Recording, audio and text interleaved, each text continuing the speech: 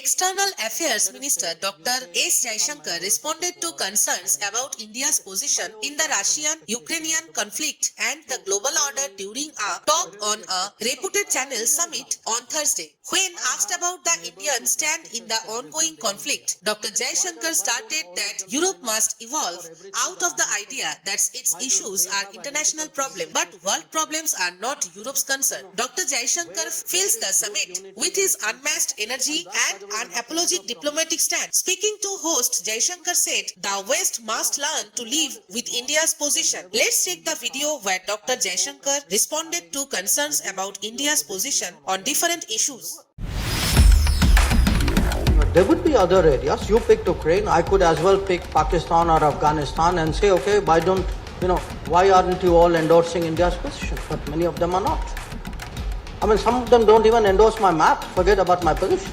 What issue is it that the West wants India to step up to the plate, so to speak? No, but why should I step up to what the West wants? I will step up to what I want. No? I have a neighbor who practices terrorism day in, day out.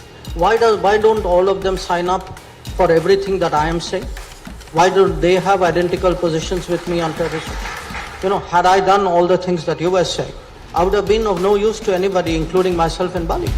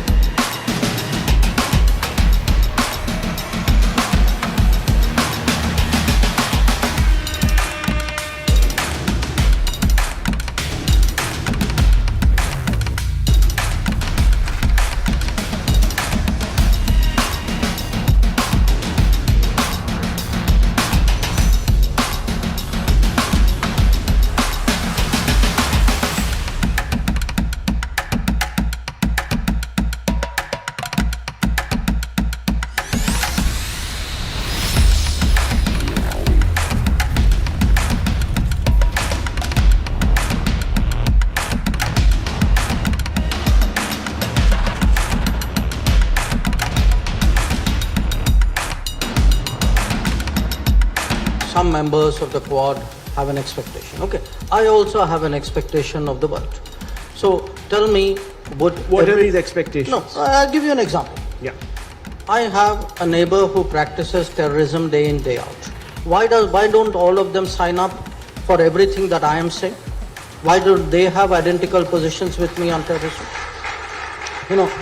Where is group unity when it comes to that?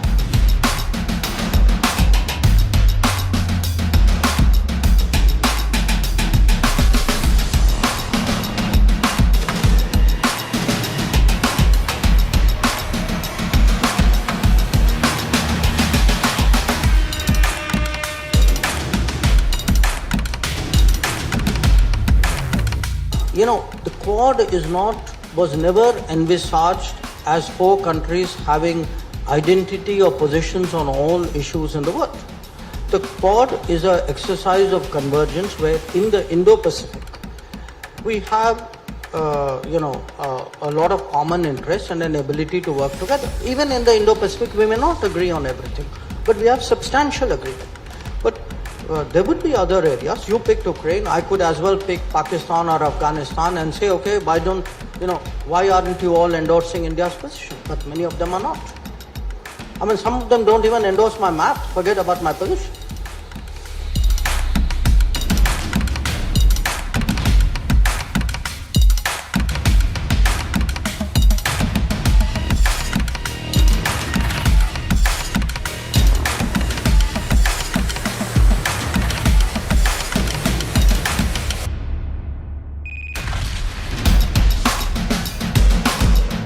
What issue is it that the West wants India to step up to the plate, so to speak? No, but why should I step up to what the West wants? I will step up to what I want. No?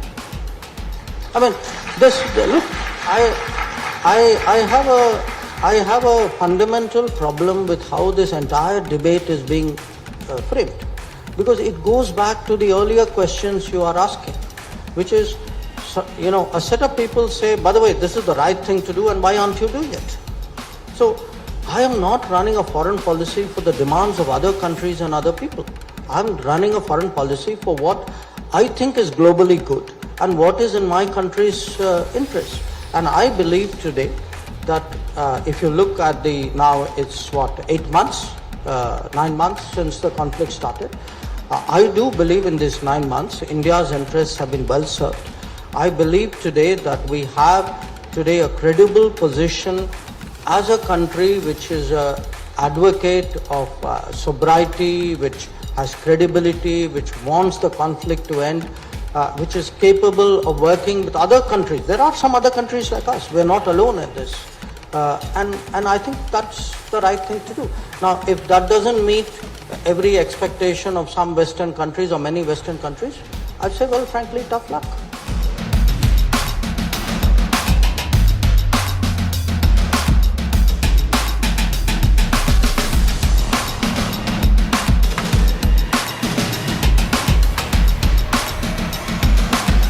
Contours of how we relate between nations, and there's a conflict here, isn't this? I mean, if the Prime Minister says not a time for war, the West is expecting India to say, well then, step up to the plate, start voting perhaps against Russia and do things that are more optically, in the interests of pushing Russia into some sort of a détente. Now look, let me ask you a counter question. You think by voting for something I will end the war? So what is actually my goal? Is my goal to sort of score points, or is my goal to actually get an outcome? I would suggest to you that, in a very polarized situation, if you actually sort of go with the flow of the debate, when it comes to the real issues, you would not be relevant. You would not be relevant because you would be part of the polarization. That when countries look for the middle ground, had I done all the things that you were saying, I would have been of no use to anybody, including myself in Bali. I mean, I had a role in Bali precisely because, different countries. I mean, if the Russians had good things to say about us, and the Americans had good things to say, and the Europeans had good things to say, and so did a number of other countries, it is because at the end of the day, people know the way I am approaching this conflict is how do I find a way of ending it, not how do I vote in a particular issue on a particular day and then say it's not my problem. So I think I've taken a bigger in a sense, a bigger view, a longer view, a more serious view of the problem. And I have positioned myself accordingly. And I would say, to some degree, the events in Bali have borne out the correctness of the Prime Minister's judgment on this.